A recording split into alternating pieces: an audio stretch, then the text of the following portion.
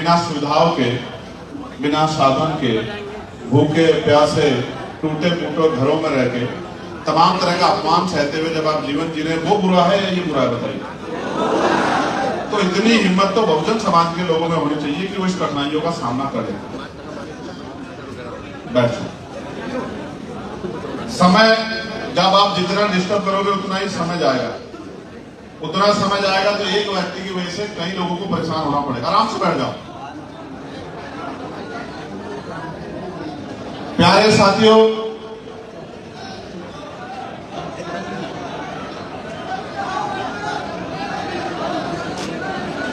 आप और मैं जानते हैं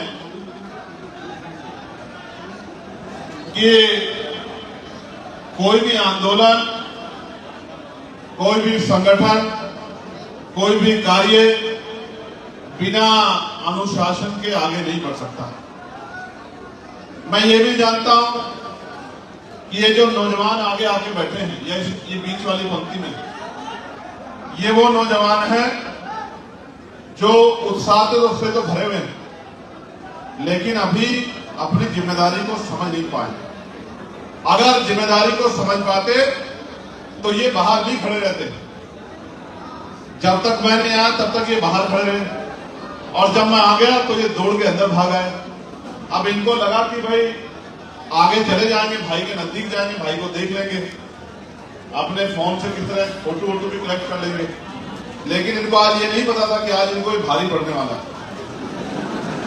ये आइडिया नहीं था इनको आइडिया ये था कि जाएंगे, आगे बैठ के आगे घुस के कहीं खड़े हो जाएंगे, बढ़िया फोटो वीडियो बनेगा। इनको ये नहीं पता था कि आज भाई के सिकंजे में फंस जाएंगे, कंधे से कंधा टच हो जाएगा, गर्मी में पसीना ऊपर से लेके नीचे तक टपकेगा, और सामने भाई आंखें निकाल के खड़े होंगे, गुस्से में तो उठ भी नहीं पाएंगे। ये आइडिया इनको आज नहीं था। तो ये कष्ट तो आपको सहना पड़ेगा। अगर आप पहले कुछ उठा के भागोगे तो आराम से बैठ जाओ। अगर ये पहले ही आके बैठ जाते आपकी तरह, जैसे ये सम्मानित लोग बैठे, जैसे हमारी बहनें माएं बैठी, तो फिर आज इनको जमीन पे नहीं बैठना पड़ता। समझे? गांव में जब बारात जाती थी ना, तो जब मैं तो अपनी बता रहा हूं, औरों की छोड़ो, जब मैं नौजवान था तो हम लोग बस के आसपास घूमते रहते थे। लोग आके, सम्मानित लोग, बुजुर्ग लोग आके बस में बैठते रहते थे, हम लोग आसपास घूमते रहते। अब चलेगी बस, अब चलेगी। थोड़ी देर बाद जब बस चलती थी तो उसमें भाग के अंदर घुसते, देखते एक भी सीट खाली नहीं। फिर किसी कहते चाचा थोड़ी जगह दे दो, ताया थोड़ी जगह दे दो, भैया थोड़ी जगह दे दो। कहते भाई एक ही आदमी तो सीट है, कितने आदमी बैठ जाएंगे, ट्रेन थोड़ा ही है। तो फिर पूरी बारात के रास्ते तक खड़े होकर जाना पड़ता था। तो ये वो बाराती हैं जो बारात का जिम्मेदारी से आनंद लेना चाहते हैं, लेकिन अनुशासन में आके अपने समय को सही तरह से, अपनी जिम्मेदारी को, अपने समय को प्रयोग नहीं करना चाहते। मैं ये सोचता हूं कि आप मुझसे बहुत प्यार करते हैं, लेकिन अगर आप मेरी बातों के साथ नहीं खड़े होंगे तो उस प्यार का कोई फायदा मुझे नहीं मिलेगा। फिर प्रयागराज जैसे हालात होंगे। कैसे? प्रयागराज जैसे हालात होंगे, इलाहाबाद जैसे। इसी छोटी सी लापरवाही में, छोटी सी गलतफहमी में फिर इलाहाबाद जैसे हालात होंगे। उन्हीं को रोकने के लिए आज मेरी शक्ति आप लोगों के ऊपर।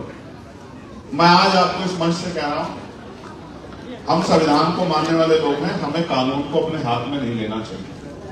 समझे आप? दुश्मन का काम है कि वो हमें तमाम तरह की साजिशों में, षड्यंत्रों में फंसाए, और वो कोशिश करेगा कि हम उनकी साजिश षड्यंत्र में फंस जाए। जो पुलिस के भाई सामने खड़े होते हैं वो भी तो हमारे बीच के लोग हैं। वो कोई बाहर से थोड़े आए, किसी दूसरे देश की सेना थोड़ी है। वो तो हमारे परिवार के किसान, कमेरे, नौजवान, गरीब, मजदूर, किसान परिवार के तो लोग हैं। उनसे लड़ने का काम हमें आगे नहीं बढ़ाना करना। तो आज से मेरी बात को गौर से सुनो कि कानून को किसी भी कीमत पे हाथ में नहीं लेना। संघर्ष करो, करना चाहिए, बड़े बड़े संघर्ष करो, बड़े बड़े आंदोलन करो, तमाम लड़ाई लड़ो, लेकिन संविधान के दायरे में होकर लड़ो, समझे? जब हम संविधान के दायरे में होकर लड़ेंगे तभी तो जीतेंगे ना। चलिए, धन्यवाद। प्यारे साथियों, बहराइच की एक क्रांतिकारी धरती, यहां स्टेज पर उपस्थित हमारी पार्टी संगठन के सभी सम्मानितगण, उनके साथ साथ इस क्षेत्र से और उत्तर प्रदेश से बहुत सारे सम्मानित बहुजन समाज के महत्वपूर्ण पिलर मुझे यहां दिखाई दे रहे हैं। रामेश्वर पवन जी और तमाम उनके साथ वो साथी जिनको मैंने आज यहां देखा, जिन्होंने पार्टी की आर्थिक मदद की, मैं आप सबका धन्यवाद करता हूं। और मैं आपका भी बहुत बहुत धन्यवाद करता हूं, नौजवान भाइयों का, सम्मानित इस क्षेत्र के जिम्मेदार लोगों का, मुझसे बड़े बुजुर्गों का, मेरी मातृशक्ति का, जो इतनी बड़ी संख्या में यहां आज हमारी माए बहनें पहुंची, मैं आपका भी बहुत बहुत धन्यवाद करता हूं। कहते हैं कुदरत ने महिला को सबसे बड़ी शक्ति जो दी है वो धैर्य है। वो कहीं नहीं हिली, गर्मी उनको भी बराबर लग रही है, उन्होंने कोई परेशानी जाहिर नहीं की, वो कहीं खड़े नहीं हुए। हमें अपने और उनके अंदर के आकलन को करना चाहिए कि उनके अंदर धैर्य की कितनी बड़ी जो है विरासत कुदरत ने सौंपी और हमारे अंदर क्या बना। अच्छा सिपाही वो होता है जिसको जो जिम्मेदारी लगा दी जाए वो उस जिम्मेदारी पर खड़ा है। सेना का जवान जब बॉर्डर पे लग जाता है तो जब तक उसका विकल्प नहीं आता, जब तक उसका अल्टरनेट नहीं आता, तब तक वो चाहे उसकी ड्यूटी से ज्यादा समय हो जाए, वो अपनी जगह नहीं छोड़ता। अगर वो इस तरह जगह छोड़ने लग जाएगा तो देश की सीमाएं जो है सुरक्षित नहीं रहेंगी। वो देश का जवान है, सेना का जवान है। आप भी तो इस मिशन के जवान हो या नहीं हो, बताओ? आप भी तो महापुरुषों के मिशन को आगे बढ़ाने के लिए संघर्ष कर रहे हो, नहीं कर रहे, बताओ? तो आपको भी अपनी जिम्मेदारी को समझना पड़ेगा। बैठ जाइए, जगह नहीं, आप पीछे रहते तो ज्यादा अच्छा होता। क्या हुआ बीच में आके, आपको बताओ? कोई जगह ही नहीं, आप बताओ? आप आगे तो आगे मगर बैठो का, कोई नौजवान जगह दे दो, कोई नौजवान माओ बहनों का सम्मान करना सीखो, कोई नौजवान अपनी सर सीट दे दो, बिठा दो, बिठा दो। नौजवान तो बहुत, उसमें बहुत शक्ति है। वो माओ बहनों को नीचे ना बैठने दे, बिठा दे अपनी कुर्सी पे छोड़ के, और वो खड़ा हो जाए। ये तो इतना बल तो तुम्हारे अंदर होना चाहिए। बैठ गए, चले, धन्यवाद। प्यारे साथियों, आज के कार्यक्रम की व्यवस्था को देख रहे मुख्य मंडल प्रभारी मानस राय जी, प्रदेश सचिव भाईचारा आशुतोष भारतीय नागरिक जी, जिला अध्यक्ष बहराइच चंद्रदीप सिंह बिशम जी, गोंडा के हमारे जिला अध्यक्ष केशवराम गौतम जी, बलरामपुर के हमारे जिला अध्यक्ष विनोद सोनकर जी और श्रावस्ती के हमारे जिला अध्यक्ष पवन सत्या जी, युवा हमारे अध्यक्ष विजय जाटव जी, पूर्व मंडल प्रभारी मोहम्मद आबिद जी, पूर्व जिला अध्यक्ष सोहेल अख्तर जी, पूर्व मंडल अध्यक्ष संतोष कुमार जी, भानु जी, सुरेश जी, मेरे साथ चल के आए अमित कुमार गौतम जी और उत्तर प्रदेश के संघर्ष से समर्पित और मजबूती से उत्तर प्रदेश का नेतृत्व कर रहे प्रदेश अध्यक्ष सुनील कुमार चित्तौड़ जी, पुलिस के भाइयों और मीडिया के साथियों, आज आपको भी बड़ा कष्ट उठाना पड़ रहा है। आप समझो, अगर मैं इनके लिए अच्छी व्यवस्था करता तो आपके लिए भी अच्छी व्यवस्था करता।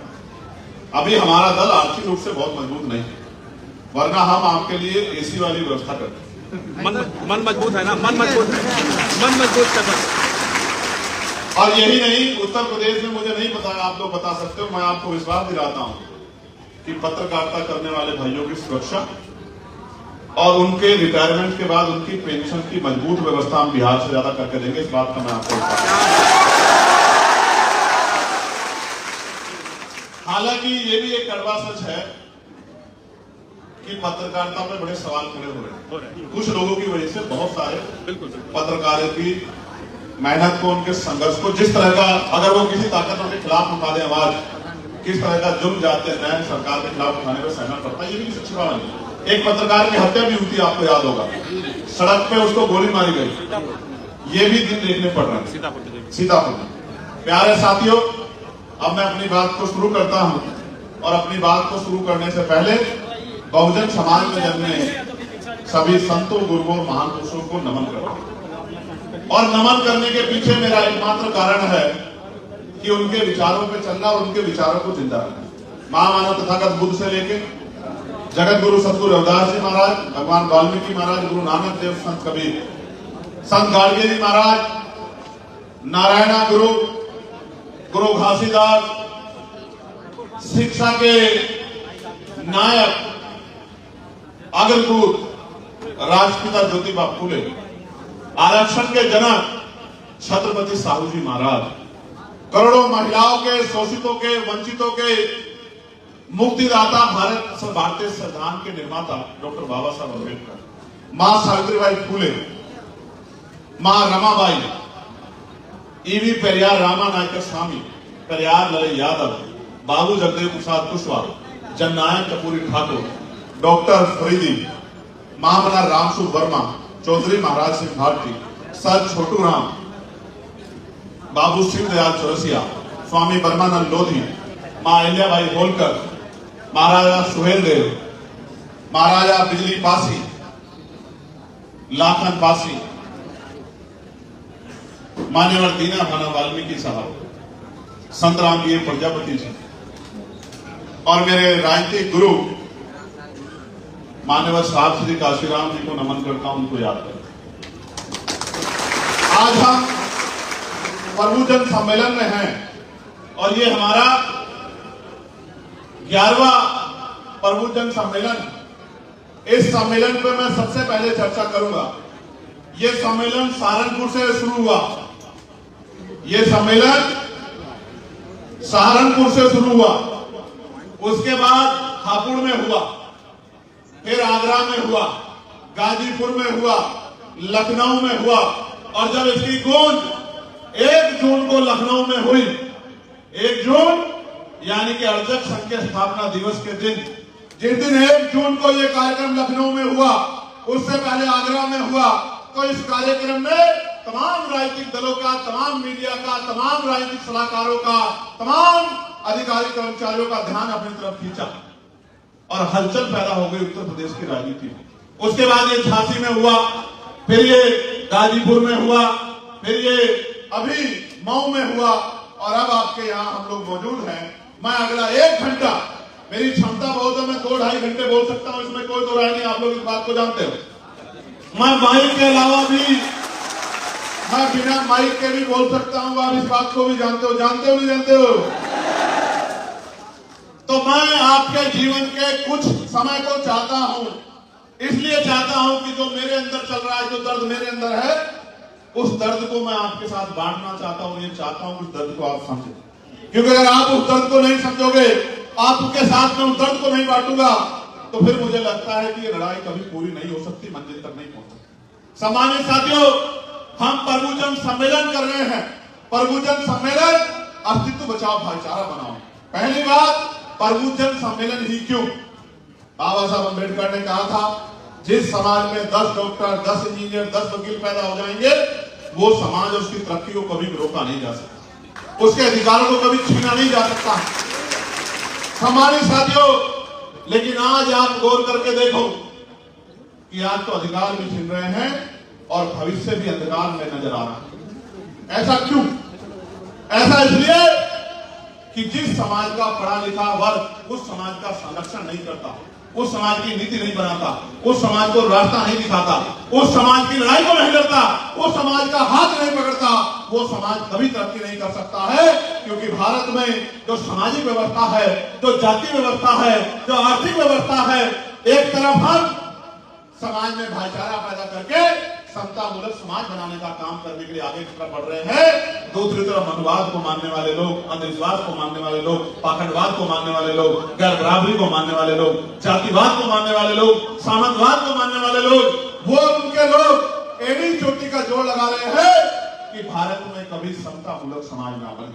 अगर ऐसा होता कि इसको रोकने का प्रयास ना किया जा रहा होता तो मैं आपको गारंटी देके कहता हूं कि फिर अकेला चंद्रशेखर आजाद समाज पार्टी के ये पहरेदार ही काबिल थे इस लड़ाई को लड़ने के लिए।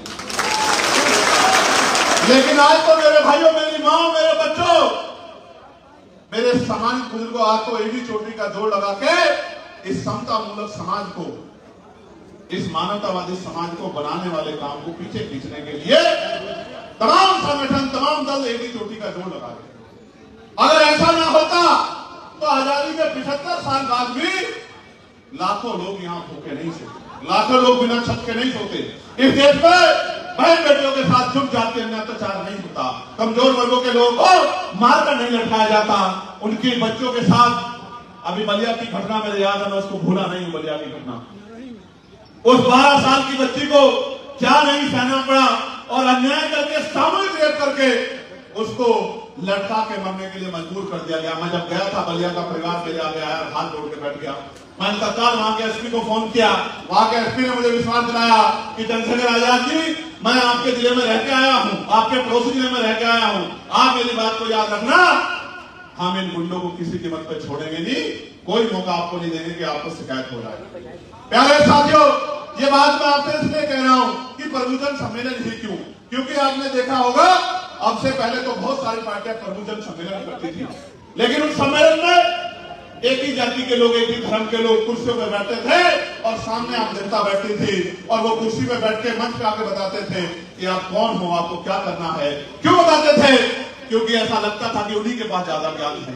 लेकिन जब से भारतीय संविधान आया है तो हक वंचित समाज में भी डॉक्टर भी पैदा हुए, इंजीनियर भी पैदा हुए, वकील भी पैदा हुए, जज भी पैदा हुए, IAS IPS भी पैदा हुए, लेखक भी पैदा हुए, पत्रकार भी पैदा हुए। तो आज इस समाज को क्या हमसे कमी रह रही है, क्या हमें करना चाहिए, क्या हम कर रहे हैं, ये बात चर्चा हो जाए और इस चर्चा के बाद जो रास्ता निकले उस रास्ते पे हम सब लोग मिलकर चले और समाज में बदलाव, समाज की ताकत है, समाज को हक अधिकार मिले, गैर बराबरी दूर हो। हमारी लड़ाई किसी जाति के खिलाफ नहीं है, किसी धर्म के खिलाफ नहीं है, किसी वर्ण के खिलाफ नहीं है। हमारी लड़ाई इस देश से जातिवाद खत्म करने की है, अंधविश्वास खत्म करने की है, पाखंडवाद खत्म करने की है। इस देश में मानवतावाद लाने की लड़ाई को हम लोग लड़ रहे हैं। जैसे गुरु घासीदास जी कहते हैं कि मन के एक समान, कि मानव मानव एक समान होते। एक ही प्रक्रिया से पैदा हुए लोग जात के आधार पर छोटे और बड़े नहीं हो सकते। मैं इस व्यवस्था को नहीं मानता। मैं ये मानता हूं कि हर कोई बराबर है और उसको बराबर का सम्मान मिलना चाहिए। मजदूरों को भी वही सम्मान मिलना चाहिए जो मालिकों को मिलता है। अगर मालिकों को सम्मान मिलता है, मजदूरों को नहीं मिलता है, तो मैं कह देना चाहता हूं इस बहराइच की धरती से, अगर मजदूर नहीं होगा तो कोई मालिक भी नहीं होगा। मेरी बात को आप याद रखें। मजदूर है जो पसीना बहाता है, मजदूर है जो खून बहाता है, मजदूर है जो इंडिया रगड़ता है, उसके बाद ये बिल्डिंगें बनती है। अगर मजदूर नहीं होगा तो मालिक भी नहीं होगा, और अगर मजदूर को सम्मान मिलेगा तो ही मालिक को सम्मान मिलना चाहिए। हमारी लड़ाई इतनी, हमारी लड़ाई इतनी है कि महिलाओं का अपमान नहीं होना चाहिए, महिलाओं को नुकसान नहीं होना चाहिए, महिलाओं के साथ जुल्म जाती नहीं होनी चाहिए। सरकारें तो रोक नहीं पाई। तो इसलिए हम ये मानते हैं कि बहुजन समाज में भी अच्छे लेखक, अच्छे चिंतक, अच्छे वकील, अच्छे नेता, अच्छे सामाजिक व्यवस्था को आगे बढ़ाने वाले लोग हैं। तो हम उनकी उस बात का खंडन करते हैं जो कहते हैं कि एक ही जाति, एक ही धर्म के लोग प्रभुजन होते हैं। आज इस मंच में बैठे तमाम लोग हमारे प्रभुजन हैं और यहाँ जो सामने जो लोग बैठे हैं वो भी प्रभुजन हैं। हम प्रभुजन आपस में मिलकर जो आगे मैं विषय दूंगा उस पर चर्चा करके और ये तय करें कि भारत एक लोकतांत्रिक देश है। लोकतांत्रिक देश में जब ये राजतांत्रिक था तो युद्ध होते थे। रानी के पेट से जो पैदा होता था उसके माथे पर लिखा होता था कि वो राजा होगा। युद्ध होते थे, सीमा विस्तार होता था और एक राजा चला जाता था, उसका बेटा राजा बन जाता था। लेकिन जब बाबा साहब अम्बेडकर ने वोट का अधिकार दिलाया तो रानी का पेट छीन दिया और कहा आज के बाद राजा रानी के पेट से पैदा नहीं होगा, बैलेट बॉक्स से तैयार होगा, आपकी वोट से तैयार। प्यारे साथियों, बाबा साहब की बात को लेके इसके बाद मैं दोबारा बीच में नहीं टोकूंगा भाई। अगर आप में से कोई खड़ा होके और ये पंक्ति बना के आगे बढ़ता जाएगा तो मुझे फिर परेशानी होगी, मेरा काम अव्यवस्थित होगा। मैं इससे असहमत हूं। मैं आखिरी बार कह रहा हूं, इस बार के बाद मैं टोकूंगा नहीं। मैं चुप रह जाऊंगा, लेकिन बहराइच की इस बात को लेके जाऊंगा और उन चेहरों को भी लेके जाऊंगा जिन्होंने मेरी बात के खिलाफ जाके जो है लाख हजारों लोगों के को समझाने के काम को रोकने का काम किया। मैं स्पष्टवादी व्यक्ति हूं, बार बार नहीं कहता हूं। अब अगर मुझे बीच में रुकना पड़ा, ये जो बैग वाले भाई हैं, बम लेके आए होंगे अपने बैग में, पीछे हो जाओ, पीछे हो जाओ। अगर आपको बैठने में परेशानी है तो आप पीछे हो जाओ भाई। हो सकता है किसी को तकलीफ हो, कमर में पैर में दिक्कत हो सकती है, तो वो पीछे चला जाए। बस भैया बैठ। तो सर पहले कहीं को परेशान होंगे, कहीं को घुसे उसमें भीड़ में, जाओ जब बड़ा हम पे बहुत काम है भाई, हमारा काम जरूरी है। रास्ता दो जल्दी, रास्ता बेटे को रास्ता दो, रास्ता दो जल्दी, रास्ता दो। गाड़ी कैसे जाओ, इधर से जाओ, उधर छोड़ो। ए भाई इधर को आओ, इधर को आओ, रास्ता छोड़ो।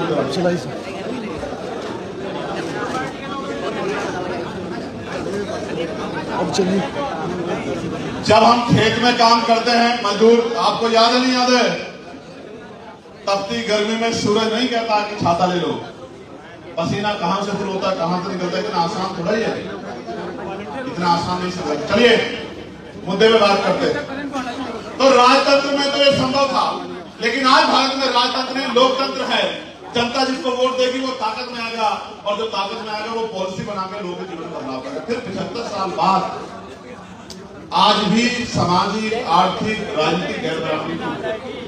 पैसे वाले लोग चुनाव लड़ते हैं, पैसे वाले लोग प्रधान बनते हैं, पैसे वाले लोग जिला पंचायत के सदस्य बनते हैं, पैसे वाले लोग विधायक बनते हैं, पैसे वाले लोग जिला पंचायत के अध्यक्ष बनते हैं, जिला पंचायत के सदस्य बनते हैं, ब्लॉक के प्रमुख बनते हैं, सांसद बनते हैं, एमएलसी बनते हैं।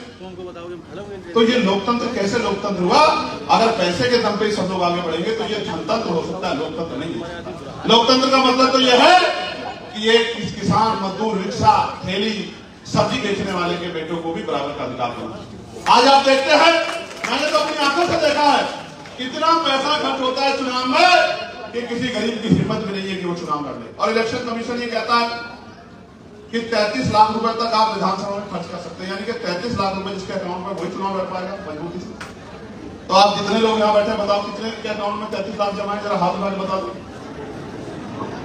जिसके में हो वो हाथ खड़ा कर दे। 33 लाख रुपए जिसके अकाउंट में हो वो हाथ खड़ा कर दे।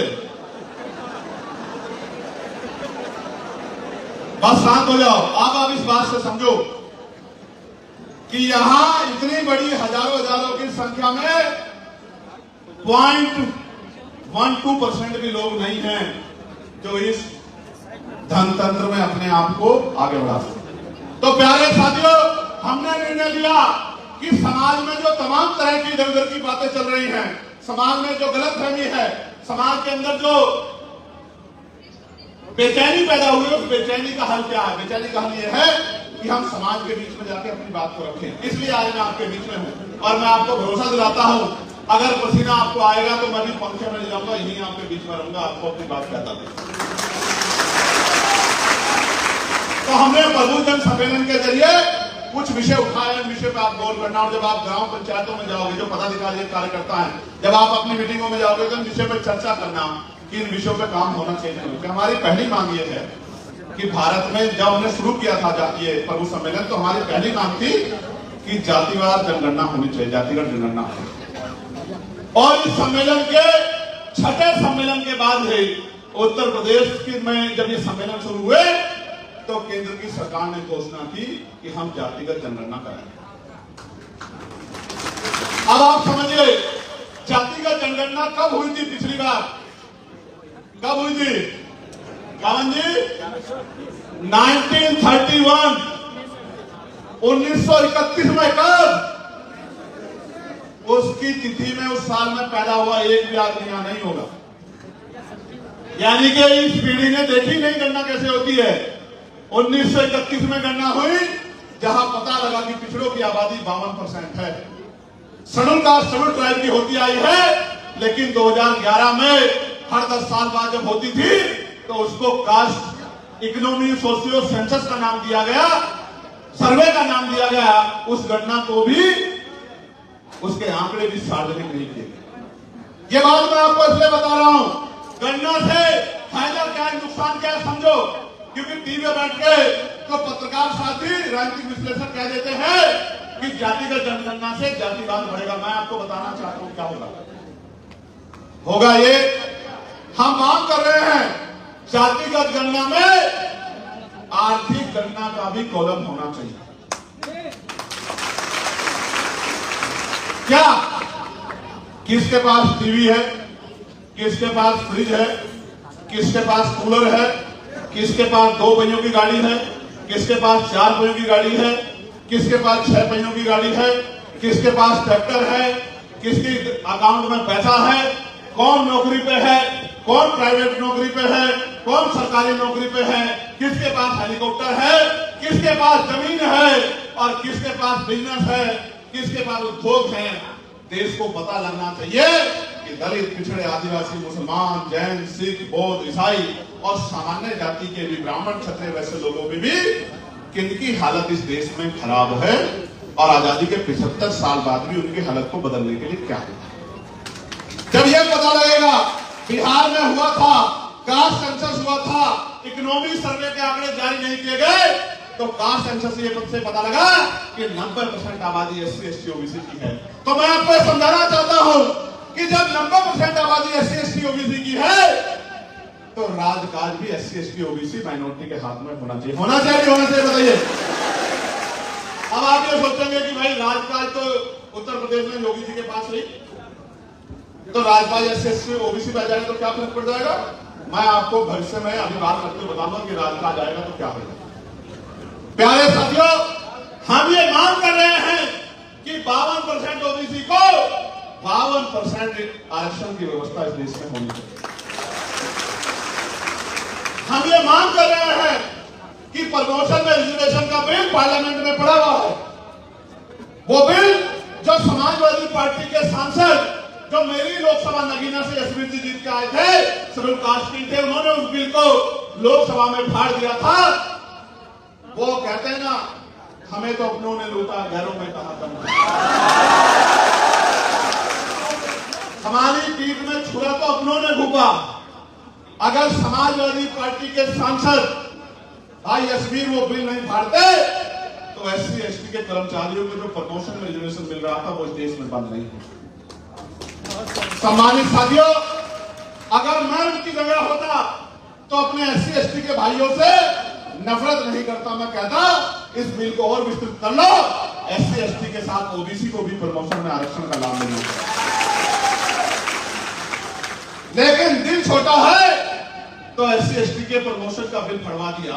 और जो सत्ता में बैठे थे भाजपा कांग्रेस, वो तो कभी चाहती नहीं थी कि SC, ST के कर्मचारियों को प्रमोशन मिले। उसके बाद डिमोशन हुए और कितने अधिकारियों को, कर्मचारियों को खून के आंसू रोने पड़े, ये SC, ST के कर्मचारी जानते। तो हम तो मांग कर रहे हैं, आपको याद होगा पार्लियामेंट में प्राइवेट मेंबर बिल लेके आया था मैं, क्योंकि संख्या हमारी कम है तो उस पर चर्चा नहीं करा पाया, इंट्रोड्यूस मैंने उसको करा दिया था। प्राइवेट मेंबर बिल लेके आया कि जिस तरह से निजीकरण बढ़ रहा है, सरकारी नौकरियां खत्म हो रही, सरकारी डिपार्टमेंट खत्म हो रहे हैं, अभी सामाजिक गैर बराबरी जारी है, तो SC, ST, OBC के लोगों को निजी क्षेत्रों में भी आरक्षण मिलना चाहिए। बिल में पार्लियामेंट में लेके आया था, मेरे अलावा पार्लियामेंट में कोई इस बिल को लेकर नहीं आ पाया, ना ही किसी ने हिम्मत जुटाई, ना ही किसी ने सोचा कि SC, ST, OBC के नौजवान बेरोजगार घूम रहे बच्चों के बारे में हमें सोचना चाहिए, जो पढ़ लिख के सोच रहे हैं कि हमारा भविष्य क्या है। सम्मानित साथियों, आरक्षण पर जिस तरह का हमला हो रहा है, मैं प्रभुजन से भी पूछना चाहता हूं, आपसे पूछना चाहता हूं, आरक्षण क्या है। मैं इसका उदाहरण आपको बताता हूं। एक जवान आज मुझे मिला था CRPF का, नहीं सॉरी CSF का जवान था। मैंने उससे पूछा क्या आपके परिवार में कौन कौन है, तो बोला भैया 4 बहन भाई है। मैंने कहा क्या क्या करते हैं, तो बोला भैया मेरा दूसरा भाई जॉब करता है, सरकारी नौकरी, मैं CSF में हूं, मेरी 2 बहनें हैं गवर्नमेंट स्कूल में टीचर हैं।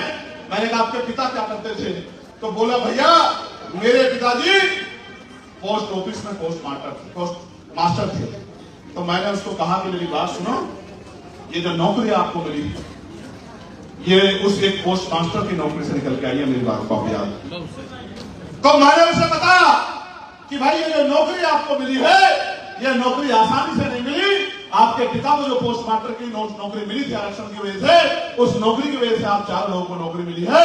आप याद रखना, अपने माँ बाप का दिल कभी मत दुखाना।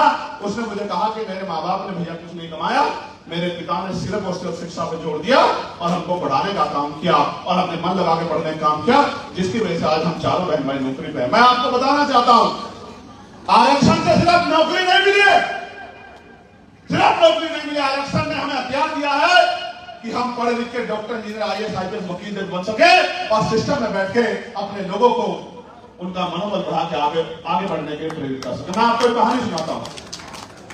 मैं एक कहानी आपको सुनाता हूं, बहुत अच्छी कहानी, आपके जीवन पे असर पैदा करेगी।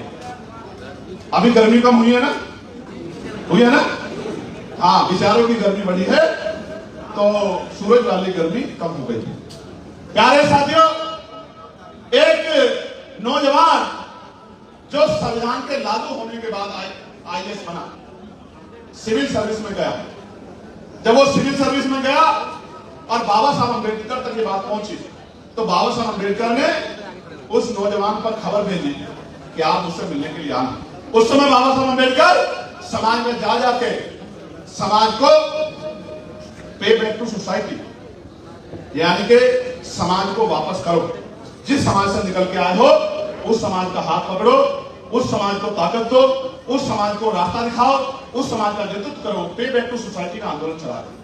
जब ये बात उस नौजवान पे गई तो उसको लगा कि शायद बाबा साहब अम्बेडकर पे बैक टू सोसाइटी के लिए मुझसे कुछ मदद चाहते होंगे, इसलिए बाबा साहब अम्बेडकर ने मुझे बुलाया। बाबा साहब अम्बेडकर ने खबर उसको भेजी थी और उनकी खबर के बाद वो आ भी गया। जिस दिन आया तो बाबा साहब अम्बेडकर अपना कुछ काम निपटा रहे थे। वो आया, बाबा साहब अम्बेडकर को जय भीम करी। बाबा साहब ने कहा कि अच्छा आगे तो बैठ जाओ। बाबा साहब अपना काम करने लगे। बाबा साहब ने पूछा परिवार में सब ठीक है?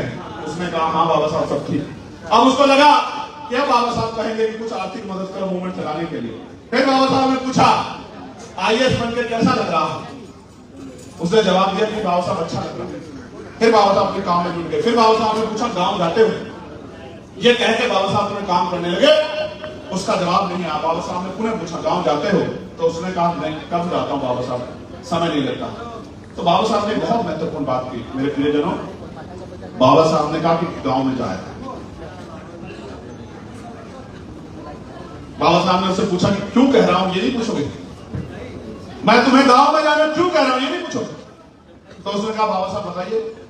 तो बाबा साहब ने कहा मैं तुम्हें गांव में जाने के लिए इसलिए कह रहा हूं कि जब तुम लाल बत्ती की गाड़ी में बैठकर उस गांव में जाओगे जिस गांव से तुम निकल कर आए, जब तुम्हारी गाड़ी को तुम्हारा हमरा गांव में पहुंचने के बाद खोलेगा, हमारे सुरक्षा वाले जवान तुम्हारे सम्मान में सलूट देंगे।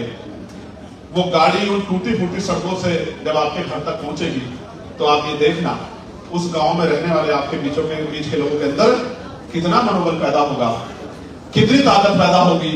वो तुमसे प्रेरणा लेके तुम्हारे जैसा बनने का प्रयास करेंगे, तुम्हारे जैसे जो है शिक्षा का महत्व को समझ के आगे बढ़ने का काम करेंगे। बाबा साहब अम्बेडकर ने कहा मैंने तुम्हें मदद के लिए नहीं बुलाया, मैंने तुम्हें इसलिए बुलाया है कि जब तुम जाओगे अपनी बात को रखोगे तो वो जो आपके बीच के लोग हैं जिनके बीच में पले बड़े हो, वो भी शिक्षा के महत्व को समझेंगे और आपके जैसा बनने का प्रयास करेंगे। और जब वो आपके जैसे बनने का प्रयास करेंगे तो शायद आपके जैसे न बने, लेकिन आपके आसपास जरूर पहुंचेंगे, उनमें बहुत बड़ा बदलाव होगा। इसलिए मैं आपसे कह रहा हूं कि जो पढ़ा लिखा प्रबुद्धजन समाज यहाँ बैठा है, मैं आपके सामने बात रखते हुए कह रहा हूं कि आरक्षण जो है वो हमारा हथियार है। उस हथियार को पहले तो क्लास 1 क्लास 2 में पूरा होने ही नहीं दिया, 3-4 में पूरा हुआ भी, वो उस हथियार को भी छीनने का, लूटने का पूरा प्रयास सरकार ने किया। और हम क्या कर रहे हैं? हम क्या कर रहे हैं? हम सिर्फ नारा लगा रहे हैं, फोन में वीडियो बना रहे हैं, झंडा उठा रहे हैं और घर में पढ़ के सो रहे हैं, फोन में सिर्फ रील देख रहे हैं। मैं यहां खड़ा हूं बहराइच में आपके सामने, अगर मैं 100-200 हजार किलोमीटर दूर होता तो फोन पे आप मुझे सुनने तक समझ आता। जब मैं यहां खड़ा हूं, मुझे यहां सुनने की बजाय फोन निकाल के रिकॉर्डिंग कर रहे हो। इन रिकॉर्डिंग को सुनने का समय है आप लोगों के पास? जब मास्टर स्कूल में पढ़ाता है और जो बच्चा इधर उधर ध्यान रखता है, इधर उधर ध्यान लगाता है, इधर उधर झांकता है, इधर उधर देखता है, आपस में बात करता है, उसकी समझ में कुछ आता है क्या? फिर जब पेपर आता है तो क्या करता है, वो कभी इस कॉपी में झांकता है, कभी इस कॉपी में झांकता है। कुछ तो लायकी पैदा करो या सारी जिंदगी नालायक रहोगे।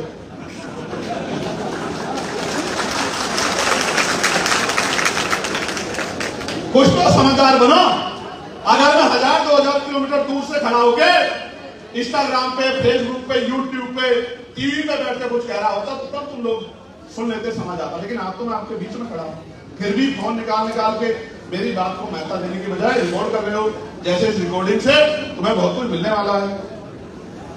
प्यारे साथियों, ये जो कमियां हैं, इसी वजह से हम लोग शासक जमात नहीं बने, क्योंकि हम असल काम में कम समय लगाते हैं और इधर उधर की बातों में ज्यादा समय लगाते हैं।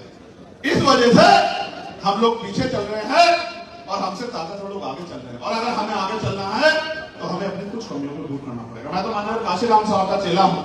साहब कहते थे मैं ज्यादा कुछ नहीं कर रहा हूं, मैं तो अपने लालायक समाज में लायकी पैदा करने का काम कर रहा हूं। और मैं भी ज्यादा कुछ नहीं कर रहा हूं।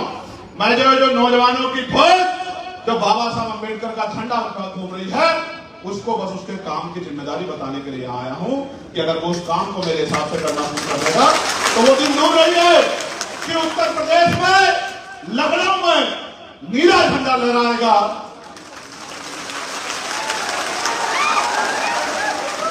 और जो आज आपके बीच में बैठा है, इस मंच पर बैठा है, जमीन पर बैठा है, एक गरीब का बेटा भी विधानसभा जाएगा, विधान परिषद जाएगा, लोकसभा जाएगा, राज्यसभा। क्योंकि वोट डालने में कोई पैसा नहीं लगता। अगर आपने लायकी पैदा कर ली समाज के अंदर, जाके लोगों को तैयार कर लिया, विचार पैदा कर दिया, उनके अंदर संघर्ष पैदा कर दिया, तो फिर वो दूर नहीं, वो दिन दूर नहीं। अगर आपने भाईचारा पैदा कर दिया कि वोटों वालों का राज आएगा और नोटों वाले हार जाएंगे, मेरी बात को।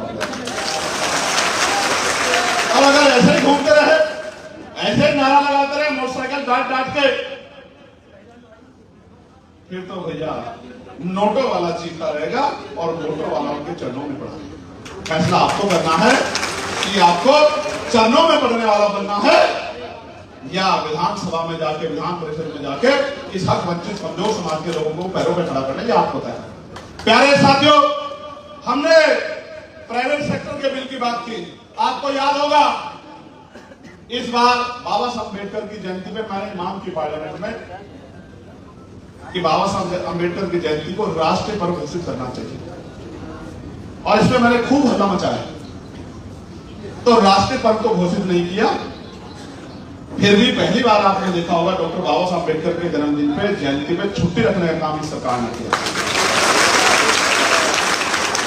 ये बात मैं आपको इसलिए बता रहा हूं कि जब मैं नगीना से चुनाव लड़ रहा था तो तमाम मीडिया के लोग, तमाम विपक्षी दल के लोग, तमाम सत्ता पक्ष के लोग कहते थे कि अकेला चंद्रशेखर क्या करेगा, ये तो भीड़ में दिखेगा भी नहीं, इसको तो कोई बोलने भी नहीं देगा, ये तो भीड़ में गुम हो जाएगा। आज आप बताओ, आपका चंद्रशेखर पार्लियामेंट में अलग दिखाई देता नहीं दिखाई देता, बताओ। मैंने बहुत दिन पहले एक नेताजी को कहा था, जब उन्होंने मुझे धोखा दिया, मैंने उनसे कहा था जिसमें दम होगा वो पत्थर का सीना चीर के निकलेगा। मेरी बात को आप याद रखें। मेरी ताकत पैसा नहीं है, मेरी ताकत अगर कोई है तो ये तमाम लोग, मेरी माँ बहनें, मेरे बड़े बुजुर्ग, मेरे नौजवान साथी, जिनका प्यार आशीर्वाद मेरे साथ है, जिनकी वजह से इस लड़ाई को लड़ने की हिम्मत मुझे मिलती है। दोनों हाथ उठा के एक बार मुझे आशीर्वाद और सहयोग करो। प्यारे साथियों, प्रभु जन सम्मेलन के जरिए हमने मांग उठाई है और उन मांगों को आप तक पहुंचा रहा हूं। 2-3 मांगे मैंने आपको बता दी है। आज आप अपने जिले का अखबार खोलना, यहां से जाने के बाद कोई दिन ऐसा नहीं होता कि SC, ST, OBC के लोगों पे, मुसलमानों पर जुट जाती अत्याचार। कोई दिन ऐसा नहीं होता। आप अखबार पढ़ लो, यूट्यूब देख लो, टीवी देख लो, कहीं चले जाओ, सब जगह पे खबर मिलेगी। और अन्याय अत्याचार तो एक बात है, अन्याय अत्याचार होने के बाद कार्रवाई भी नहीं होती, ये भी किससे छिपावा नहीं, बिल्कुल छिपावा नहीं। मैं आपसे पूछना चाहता हूं, क्या हमारा जन्म अन्याय अत्याचार सहने के लिए हुआ? जोर से बताओ, क्या हमारा जन्म अन्याय अत्याचार सहने के लिए हुआ या फिर अन्याय अत्याचार को खत्म करके और समतामूलक समाज बना के मानव मानव एक समान के नारे को मजबूत करते हुए इज्जत सम्मान की जिंदगी के लिए हुआ। बताइए किस चीज के लिए हुआ हमारा जन्म? स्वाभिमान सम्मान से जीने के लिए, जुन जाति सहने के लिए। बताइए, तो मान सम्मान मांगने से तो नहीं मिलता, मांगने से तो ठीक मिलती है। अगर मान सम्मान चाहिए तो फिर संघर्ष का जज्बा भी पैदा कर। और कहते हैं संघर्षों के साय में घनघोर जवानी पलती है और इतिहास उधर झुक जाता है जिस ओर जवानी चलती है। मुझसे कहते हैं चंद्रशेखर तो नौजवान है, नौजवान है, अभी तो बहुत समय लगेगा। मैंने उनको कहा कि मुझे ऐसा कुछ सीखना ही नहीं जिसमें समय लगे। मैं तो एक ही बात जानता हूं कि मेरे पिता ने मुझसे कहा था, जीवन में आए हो तो कुछ ऐसा करके जाना कि आपको जाने के बाद लोग आपको याद रखें। एक बार जीवन मिला है, ऐसा करके जाना कि आपके जाने के बाद लोग याद रखें। मैं उस काम को भी आगे बढ़ाने का काम कर रहा हूं और जो महापुरुषों का कर्ज हम लोगों पे जिसकी वजह से इज्जत की जिंदगी मिली है, उस कर्ज को उतारने का भी काम कर रहा हूं। मैं आपसे पूछना चाहता हूं, तमाम पार्टियों ने कहा, भारतीय जनता पार्टी जब 2014 में लोकसभा का चुनाव लड़ रही थी तो इन्होंने कहा था मंडल कमीशन की सिफारिश से लागू करेंगे। कहा था नहीं कहा था? बताइए मेरे भाइयों, कहा था नहीं कहा था? बताइए। लेकिन आप बताओ, मंडल कमीशन की सिफारिश से लागू की लोगों? आपको तो ये भी नहीं पता होगा, नौजवानों, सीनियर लोगों को पता होगा कि जब मंडल कमीशन का आंदोलन चल रहा था, उस मंडल कमीशन का ये आंदोलन कमजोर पड़ जाए इसके लिए कौन आपके विरोध में खड़ा था और कौन आपके समर्थन में खड़ा था, ये भी नहीं पता। कभी पिछड़ों के अधिकारों का, अपने भाइयों के अधिकारों का विरोध SC ST के भाइयों ने, मुस्लिम भाइयों ने नहीं किया है। इस बात का भी इतिहास गवाह है। मंडल कमीशन का आंदोलन करते थे, हमारे पिछड़े वर्ग के भाइयों को हक मिले। मैं आपसे पूछना चाहता हूं कि 52% पिछड़ों को 52% आरक्षण मिले, इसमें आपका कोई विरोध है? दोनों हाथ बात बताओ, समर्थन करते हो ना? अब देखो, मैं भी यही बता रहा हूं सुरपंच जी, SC ST OBC माइनॉरिटी के लोग एक दूसरे के विरोधी नहीं, और सामान्य जाति में भी जो संविधान को मानने वाले लोग हैं वो भी किसी भी हक अधिकार के विरोधी नहीं। जो इस देश की हिस्ट्री को जानता है उनको पता है कि देश में SC ST OBC के लोगों ने हजारों साल तक जुर्म जाति अत्याचार सहा। प्यारे साथियों, एक आखिरी मांग ये है, आप बड़ी जिम्मेदारी से बताइएगा। मैं तो EVM से चुनाव जीता, लेकिन जनता ये चाहती है कि EVM से चुनाव ना हो, बैलेट पेपर से चुनाव हो। जो लोग चाहते हैं, गौर से सुनना, मीडिया के लोग कैमरा चलाएंगे, आज में ऐसा मत कर देना कि गलत के साथ हाथ खड़ा कर लो। मैं आपसे पूछना चाहता हूं, जो लोग चाहते हैं EVM से चुनाव हो वो हाथ खड़ा कर लें। यही समझा रहा हूं, यही होता आया है। कहा कुछ जाता है, करते बहुत, और अपनी अपनी नालायकी का हंसते भी बहुत हो। वाह, बहुत हंसते हो, कितने खुश हैं। ये देखो, यही बता रहा हूं। और फिर कहते हैं कि हमारे साथ जुर्म जाति अत्याचार हो रहा है। गंभीरता है नहीं, गंभीरता नहीं है, समझदारी दिखाते नहीं है, लापरवाही करते हैं, तमाशबीन बनते हैं, अधिकार लूट रहे हैं और मुस्कुराते भी हैं। तो भैया, जब आप ये सब खुद ही करते हो तो आपको दूसरे की जरूरत कहां है कि वो आपको नुकसान पहुंचाए। मैं दोबारा पूछ रहा हूं, जो EVM से चाहते हैं चुनाव हो वो हाथ खड़ा कर लें, और जो चाहते हैं, EVM वाला तो एक भी नहीं दिख रहा है, कोई नहीं है। अच्छा चलो, जो बैलेट पेपर से चुनाव चाहते हैं वो दोनों हाथ खड़ा करें। मीडिया के भाइयों को कहूंगा, ये जरूर दिखाना कि बैलेट वाले कितने हैं।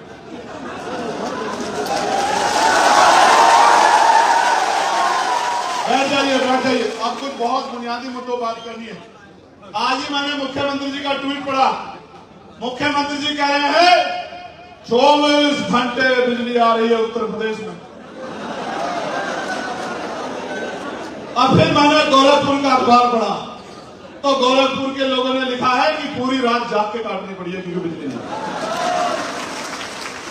और अभी आपने देखा बिजली मंत्री कैसे डांट रहे थे अधिकारियों को, देखा नहीं देखा आपने? बिजली मंत्री जी के कार्यक्रम में बिजली भाग गई, कई अधिकारी सस्पेंड हो गए।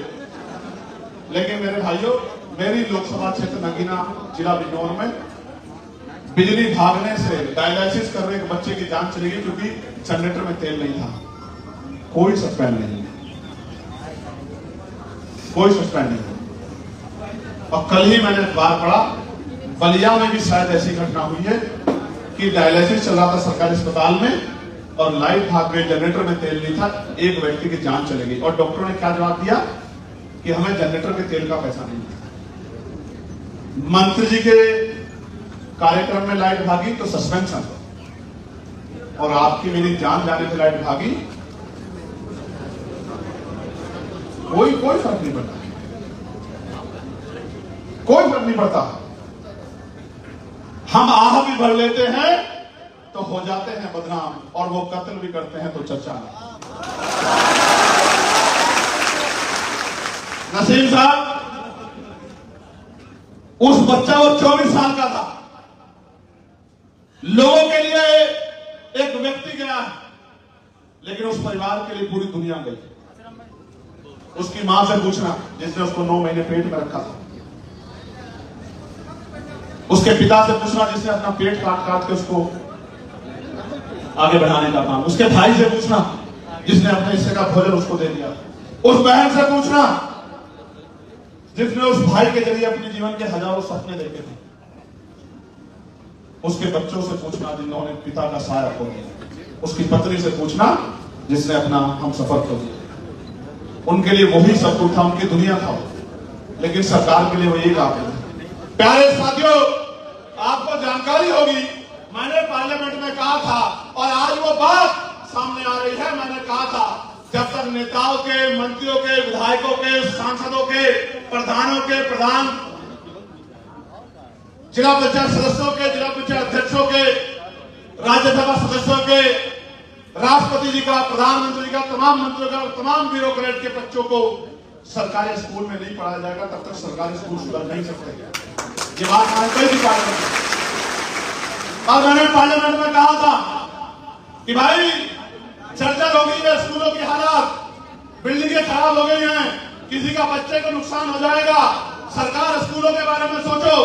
लेकिन आपको जान के बड़ा दुख होगा, झालावाड़ राजस्थान में छत गिर गई, 7 बच्चे चले गए और कई बच्चे घायल। ये बात ये मुझे दिखती है, ये मुझे दिखती है जो उत्तर प्रदेश में पैदा हुआ है, जो नगीना से सांसदों से दिखती है, लेकिन राजस्थान की सरकार को नहीं दिखती है, राजस्थान के गैर जिम्मेदार लापरवाह नेताओं को, मुख्यमंत्री को नहीं दिखती है। वो बच्चे गरीबों के बच्चे थे, उनके बच्चों के जितनी कोई मोल नहीं है। अगर वही बच्चे विधायक के होते, सांसद के होते, मंत्री के होते, वही बच्चे जिलाधिकारी के होते, एसएसपी के होते, तो वो स्कूल और स्कूल में पढ़ाने वाले लोगों को, स्कूल में लापरवाही करने वाले लोगों को ऐसी सजा मिलती कि सब लोग याद। अमीर को नुकसान पहुंचता है तो कानून बदलते हैं, और गरीब को नुकसान पहुंचता है तो मजाक बनती है। मेरे प्यारे भाइयों, उत्तर प्रदेश तो उनसे भी आगे चल रहा है। उत्तर प्रदेश के मुख्यमंत्री मर्द के नाम पर 27,000 स्कूल बंद कर रहे हैं। कितने? आप बताओ, सरकारी स्कूल में किसका बच्चा पढ़ता है, अमीर का, गरीब का? किसान, मजदूर, कमजोर वर्गों के बच्चे सरकारी स्कूल पढ़ते हैं, और मुख्यमंत्री उनको बंद कर रहे हैं कंपोजिट स्कूल के नाम पे, कि हम एक ही स्कूल को primary, junior, high school, inter college बना देंगे, सुविधाएं लाएंगे। मैं आपको एक आंकड़ा बताता हूं मीडिया के भाइयों, मैं बहराइच में 123 स्कूल बंद होने हैं, 77 बंद हो चुके हैं, 46 अभी बंद होने हैं। और कितने कंपोजिट स्कूल खुले ये भी सुन लो। कंपोजिट स्कूल तो नहीं खुले, 150 कंपोजिट शराब की दुकान खुली। शांत हो जाओ, तालियों में आवाज दब जाएगी, शांत हो जाओ, सुन लो। नशे की दुकानें खुली है 386, जिसमें देसी शराब की दुकान है 235, कंपोजिट शराब की दुकान है 150, और भांग के ठेके हैं 31। आगे बढ़ो, गोंडा जिले की सुनो, 157 स्कूल बंद हुए हैं, देसी शराब के ठेके खुले हैं 209। कंपोजिट स्कूल तो नहीं खुले गोंडा में, कंपोजिट शॉप जरूर खुली है शराब की 134, मॉडल शॉप खुली है 7 और भांग की दुकानें खुली है 41, टोटल खुले हैं 391। और बढ़ो बलरामपुर वालों सुनो, 58 स्कूल तकरीबन बंद होने हैं। अब कितने कंपोजिट स्कूल खुले होंगे सुनो। देसी शराब के ठेके 146, कंपोजिट स्कूल तो नहीं, कंपोजिट शॉप खुली 55, मॉडल शॉप खुली 2, भांग के ठेके खुले 6 और टोटल 206 नशे की दुकानें खुली। आप समझो, नशा करोगे शराबी बनोगे, और स्कूल खुलेंगे तो डॉक्टर, इंजीनियर, IAS, IPS, वकील, जज, पत्रकार। अब सरकार बनाना क्या चाहती है, फैसला आप अपने आप का। क्या बनाना चाहती है सरकार?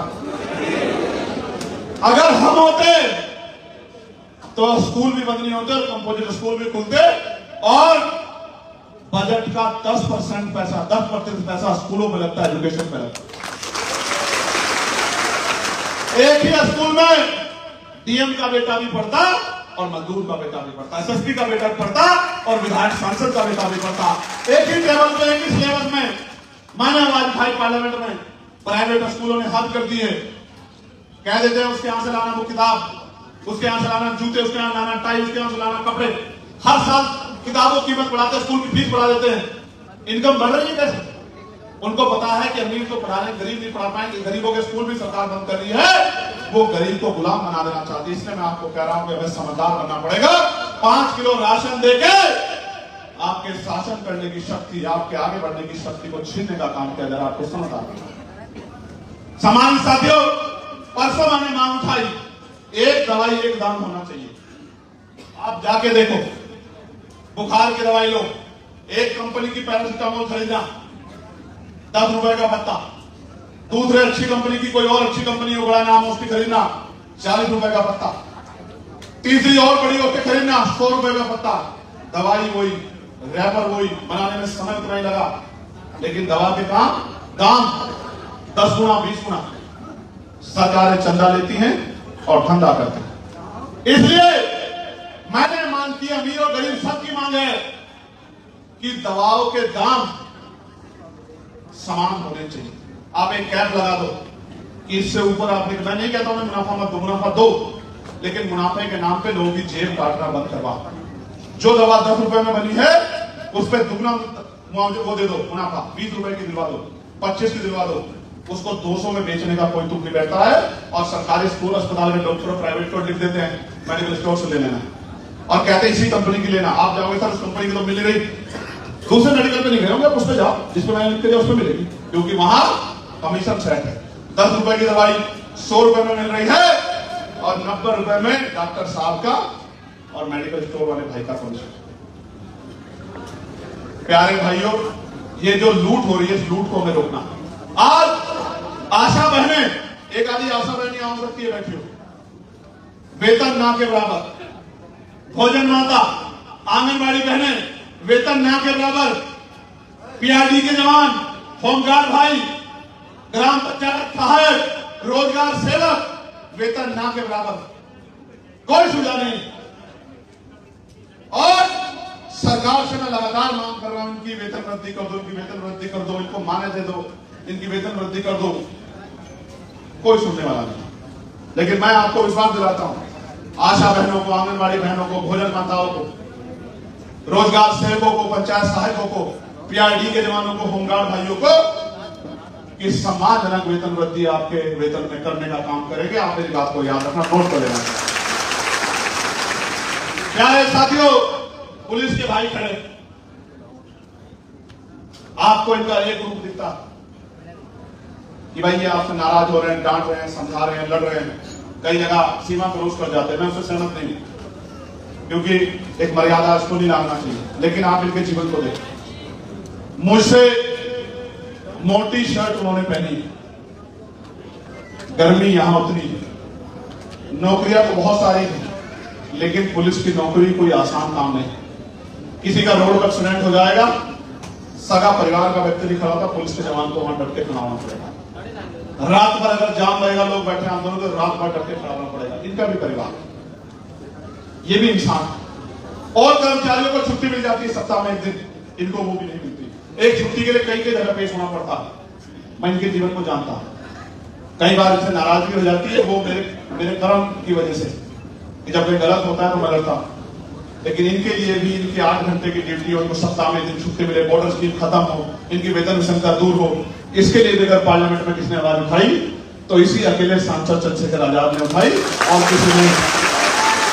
और आज उठाई है, जिस दिन मौका मिलेगा पहले साल के अंदर ये चारों काम इनको करके देने, इस बात का भी मैं इनको विश्वास दिलाऊं। प्यारे साथियों, किसानों के हाल खराब, किसानों के। कल ही मुझे किसने लिखा डीएपी के लिए, यूरिया के लिए 4 बजे बैठना पड़ रहा है, कोई मिल नहीं रहा। शाम तक बैठ रहे थे, फिर कह देते है नहीं। आमदनी दुगनी की बात हुई, आमदनी तो दुगनी नहीं हुई, लेकिन किसानों के सुसाइड दुगने हो गए। किसानों की समस्या, पढ़े लिखे नौजवानों के लिए रोजगार की समस्या हो। सरकार चाहे औद्योगिक क्षेत्र लगा के यहां लाखों नौजवानों को रोजगार दे सकती है और जो बैकलॉग खाली है उस बैकलॉग को भरने का काम करती है। आज बीएड के पढ़े हुए बच्चे, बीटीसी के बच्चे घर घूम रहे हैं। 69,000 शिक्षक भर्तियों के बच्चों के साथ अन्याय हुआ, घोटाले हुए, कोई पूछने वाला नहीं। जो लूट कर रहा है, अधिकार छीन रहा है, उसको प्रमोशन किया जा रहा है। आज उत्तर प्रदेश में मुसलमान के साथ अन्याय हो रहा है, बौद्ध के साथ अन्याय हो रहा है, जैन के साथ अन्याय हो रहा है, सिख के साथ अन्याय हो रहा है, ईसाई के साथ अन्याय हो रहा है। ये भी किसी छिपावा नहीं है। कहीं बुलडोजर चलता है, कहीं लाठी मारते हैं, कहीं गोली मारते हैं, कोई पूछने वाला नहीं। आजाद समाज पार्टी आप सबकी पार्टी है। और जब मैं नगीना लड़ने के लिए आया, लोग कहते थे चंद्रशेखर तो कहां जीत जाएगा आज, लेकिन जनता जिताने वाली होती है, जनता ताकत देने वाली होती है। नगीना की जनता ने तय करके कहा कि हमें चंद्रशेखर आजाद को आगे बढ़ाना है और उन्होंने वोट की ताकत दी, तो बड़े बड़े दल, बड़े बड़े गठबंधन ठगबंधन बन गए। मैं आपसे कहना चाहता हूं, ये 5 मिनट मेरे, इन 5 मिनट में अपने फोन बंद करके सिर्फ मेरी तरफ दे। मैंने 16 महीने जेल काटी, मेरी लड़ाई नहीं थी, मेरे गांव की लड़ाई नहीं थी, मेरे रिश्तेदार की लड़ाई नहीं थी, मेरे परिवार की लड़ाई नहीं थी।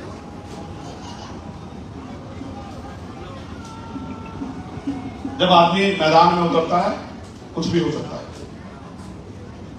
मैंने समाज को परिवार माना, 16 महीने जेल में काटे, एक बार आपसे उठने का मुझे तकलीफ हुई, 8 महीने इलाज नहीं हुआ, रूखी सूखी रोटियां खाकर समय बिताना पड़ा। आपके सामने आपसे कुछ छिपावा नहीं। सरकार ने तोड़ने के लिए एड़ी चोटी का जोड़ लगाया। मुख्तार भाई गवाह जेल से जिंदा वापस नहीं आए, पूरे जोड़ लगाए, शहर दे दिया, अस्पताल में 12 दिन पड़ा रहा, लेकिन आपके आशीर्वाद से बच गए। घर नहीं गया, डर के घर नहीं बैठा, मैदान में आया, लड़ना शुरू किया। और जब से मैं आया हूं, आप अपने दिल पे हाथ रख के बताओ, कोई एक ऐसा मामला बताओ जिसमें आपको पीठ दिखाई हो, आपका साथ नहीं दिया हो, बताओ। कोई एक ऐसा मामला बताओ, किसी प्रदेश का बताओ कि वो आदमी ताकतवर है इसलिए डर गया, वो आदमी पैसे वाला है, पावर वाला है, मुख्यमंत्री है या और बड़ा नेता है या उद्योगपति इसलिए डर गया आपका भाई, बताओ कभी साथ छोड़ा आपका? मुस्लिम भाइयों के लिए एनआरसी में जेल गया, दिल्ली में गुरु घर टूटा, आपके स्वाभिमान की रक्षा के लिए जेल गया, लाठियां खाई, बदन में जितनी हड्डियां नहीं उससे ज्यादा लाठियां खाई, पैरों के नाखून खींच ले गए, दांत तोड़ दिए गए, उससे भी नहीं डरा। इससे भी मन नहीं भरा तो गोली चला दी। मैंने किसी की जमीन दबाई क्या? क्यों चली गोली? उनको पता है कि अगर ये ताकतवर होगा तो हम अन्याय अत्याचार नहीं कर पाएंगे, हम इनको खून के आंसू नहीं मिलाएंगे, इसलिए गोली चला दी। गोली भी आपके आशीर्वाद से, माओ के, बहनों के, गुरुओं, संतों के, आप बड़ों के प्यार से गोली से भी बच गए। आपने वोट की इज्जत से, अपनी मेहनत की कमाई से पैसे दे के चुनाव लड़ा के लोकसभा में दिया। अब मैं आपके बीच में आया, अगर आप लोगों ने अगले 1.5 साल 17-18 महीने अगर सच में मुझसे प्यार करते हो तो ये 18 महीने मुझे दे दो, घर से निकलो। ये मत सोचो मुझे कोई देख रहा नहीं देख रहा, मेरा कहीं फोटो आ रहा नहीं आ रहा, मेरा कहीं नाम हो रहा नहीं हो रहा चेहरे।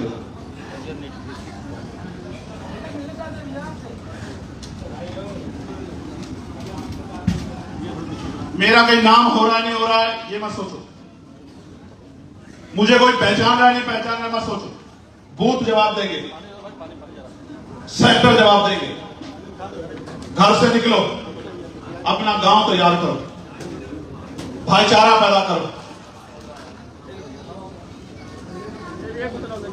अपना बूथ तैयार करके, अपना सेक्टर तैयार करके दूसरे गांव में जाओ। उस गांव में जाकर मीटिंग करके महापुरुषों का विचार संघर्ष को समझा के, और एक बात जो मैंने आपसे कही थी कि राजकाज होगा तो क्या होगा, गौर करके सुनो। बिजली के दाम कौन तय करता है? जोर से बताओ। पानी के दाम कौन तय करता है? पेट्रोल के दाम कौन तय करता है? डीजल के दाम कौन तय करता है? उद्योग धंधे कहां लगेंगे कौन तय करता है? नौकरी आएगी नहीं आएगी कौन तय करता है? किस विभाग में नौकरी आएगी कौन तय करता है? अच्छे स्कूल कहां बनेंगे कौन तय करता है? अच्छे कॉलेज कहां बनेंगे कौन तय करता है? अच्छे हॉस्पिटल कहां बनेंगे कौन तय करता है? उद्योग धंधे कहां लगेंगे कौन तय करता है? किसानों को फसल के दाम मिलेंगे नहीं मिलेंगे कौन तय करता है? बैकलॉग भरा जाएगा भजन कौन तय करता है? बेरोजगारी भत्ता कौन देता है? जुर्म जाति होने पे जो अधिकारी जुर्म जाति नहीं रोक पाता उस पर कार्रवाई कौन करता है? अच्छी सड़कें कौन बना सकता है? सब कुछ तो सरकार तय करती है। राजकाज आएगा तो जीवन बदलेगा, सड़कें बनेंगी, रोजगार आएगा, नौकरी मिलेगी, जुर्म जाति रुकेगी, उद्योग धंधे लगेंगे, जमीन मिलेगी, सम्मान का जीवन मिलेगा, सब कुछ तो सरकार से मिलेगा। और हम क्या हैं अभी? हम हैं अभी गुलाम, और हमें गुलामी की बेड़ियों को काटना है, और हम तभी काट सकते हैं जब हम अपनी ताकत बनाएं। ठीक है? तो घर से निकलो, गांव में जाओ, कस्बों में जाओ, मीटिंग करो, संगठन बनाओ, बूथ का संगठन, सेक्टर का संगठन, भाईचारा का संगठन, भाजपा से बड़ा बनाओ। वो पन्ना प्रमुख बनाते हैं, तुम गली का प्रमुख बनाओ, गली को भी साफ करो, आधी गली का प्रमुख बनाओ, 4 घर का प्रमुख बनाओ। तुम्हारी संख्या कम नहीं है, उनसे बड़ा संगठन बनाओ और लोगों को तैयार करो, भाईचारा बनाओ। त्रिस्तरीय पंचायत चुनाव तुम्हारे सामने है, ग्रामीण क्षेत्रों का चुनाव है। शहर में आपकी आबादी कम हो सकती है, ग्रामीण क्षेत्रों में आपकी आबादी कम नहीं है। बैलेट पेपर से चुनाव है, लोगों को तैयार करो और त्रिस्तरीय पंचायत चुनाव में बता दो कि आजाद समाज पार्टी किससे कम है। ये 18 महीने का संघर्ष अगले 20 साल का भविष्य तैयार करेगा। मेरी बात को आप याद रखना। सपने, हजारों सपने लेके हमारे परिवार के लोग जी रहे। मेरी बहनें माएं बैठी हैं, इनसे बात करूंगा। आप में से जो हवाई जहाज में सफर किया, जिन लोगों ने जरा हाथ उठाना, बहनों माओ, चुप हो जाओ। जिन्होंने किया वो हाथ खड़ा कर लो। चलो महिलाओं के लिए, आप महिलाओं के दोनों कान खुले रखो, वरना गलत जगह हाथ उठा लोगे। चलो हवाई जहाज महंगा होता है, हेलीकॉप्टर में तो क्या होगा, हेलीकॉप्टर वाले हाथ उठा लो।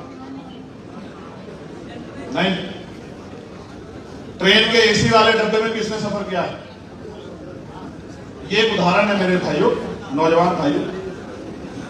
ये मेरे घर के लिए, आपके घर के लिए, मेरी उन माओं के लिए जो आपके घरों में जिन्होंने आपको पैदा किया, उन बहनों के लिए जो जिनको पीछे रखा जाता कि आप आगे बढ़ जाओ। ये हम सबके मुंह तमाचा है। हम जिस जगह में पैदा होते हैं वहीं मर जाते हैं। क्यों नहीं पंख लगे में आपका? क्यों गरीबों को, प्रधानमंत्री तो कहते हैं चप्पल, हवाई चप्पल वाला हवाई जहाज का सफर करेगा, क्यों नहीं हुआ सफर? क्योंकि प्रधानमंत्री जी सिर्फ कहते हैं, सिर्फ कहते हैं, और हमें करना है क्या? और हमें करना। ये भी हवाई जहाज में बैठेंगे, ये भी हेलीकॉप्टर में बैठेंगे, ये मेरी बात को आप याद रखें। असल लड़ाई यह है कि साधन संसाधन कुछ लोगों के हाथ में ले लेंगे, साधन संसाधनों का बंटवारा होगा, वो आखिरी घर तक जाएगा। आप तय करवा के अपने गांव में जाना मेरे प्यारे भाइयों, जाके अपने पड़ोसी का घर देखना, अपना घर देखना। 70% घर ऐसे होंगे SC ST OBC के, माइनॉरिटी के, मुस्लिम भाइयों के, जिनके घरों में प्लास्टर नहीं हुआ, जाके चेक करना। क्यों? हमने जो कुछ बनाया संघर्ष करके बनाया। हमारे दुख को किसने दुख नहीं समझा, हमारे आंसू किसने आंसू नहीं समझा, हमारे भूखे पेट को किसने भूखा नहीं समझा, सिर्फ हमसे काम लिया है। अब आपकी बारी, अब आपकी बारी, अब आपकी बारी, आपकी बारी, आपकी बारी, अब आपकी बारी कि राज का लाओ, ताकत बनाओ, सुख सुविधा लो, सम्मान का जीवन लो, किसी को सताओ मत, लेकिन जानवरों जैसा जीवन भी मत जियो। हमारी गलियों में जाके देखो, कीचड़ भरा होगा, निकलने की जगह नहीं होगी, पानी भरा हुआ होगा। सरकारी स्कूल में कम सुविधाएं क्यों? सरकार तो कहती है, नेता कहते हैं बहुत अच्छी व्यवस्था की, जनता के लिए बहुत अच्छे स्कूल खोले, तो अपने बच्चों को क्यों नहीं पढ़ाते उसमें? सरकारी अस्पताल जनता के लिए बताते हो, अपना इलाज क्यों नहीं कराते उसमें? क्यों? क्योंकि वो कहते हैं और हमें, वो क्या कहते हैं? वो कहते हैं और हमें, जोर से बताओ, जोर से बताओ, जोर से बताओ। और ये कहते हैं कि जब कोई करने में आ जाता है तो दुनिया की कोई ताकत उसको नहीं रोक सकती। मेरे प्यारे भाइयों, करते हो नहीं करते हो मुझसे प्यार बताओ, करते हो नहीं करते हो बताओ, जोर से बताओ, तो बताओ मेरी बात पे पहरा दोगे या नहीं दोगे? बताओ, मेहनत करोगे, संगठन बनाओगे, मजबूत करोगे, भाईचारा बनाओगे, ताकत बनाओगे, रिश्ते पंचायत चुनाव में रिजल्ट दोगे। लोग कहते हैं कि चंद्रशेखर आजाद तो पश्चिम में है, उनका कल तो उधर ही है। ये बात झूठी कर दोगे नहीं कर दोगे? इस बात से मेरे प्यारे भाइयों, ताकत बनेगी तो अवसर बनेगा। और ये सेमीफाइनल है 2027 का, सेमीफाइनल है तीसरे पंचायत चुनाव।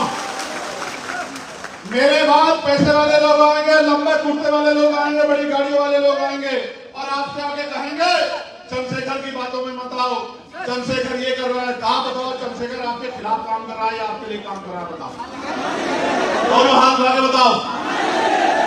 तो इन अमीरों को चंद्रशेखर से दिक्कत क्या है?